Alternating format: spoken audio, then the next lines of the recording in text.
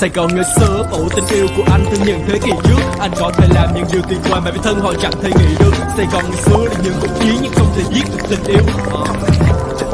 Còn nhiều điều mà mình thiếu. Sài Gòn ngày xưa thương sách đắt, thương gia 47 cùng cô bác. Anh dắt em qua những khu thương mại sầm uất tấp nập người vô cá. Sài Gòn ngày xưa trên đường phố những chiếc Vespa và 67, nhưng vẫn còn đâu đó ở vùng ngoại ô những chiếc xe tăng được máu chảy. Sài Gòn ngày xưa chưa thu tên biết nhẹ nơi tà áo gái da nông. Họ hẹn ở góc quán nhỏ sau giờ tan học, đó là điều ta mong. Sài Gòn ngày xưa với mắt em đẹp như hòn ngọc của Đông Dương, rồi chàng nghệ sĩ mày mơ trong đó tặng quên những chuỗi ngày phong sương. Sài Gòn là em, anh là gia đình đắp bông trong bông.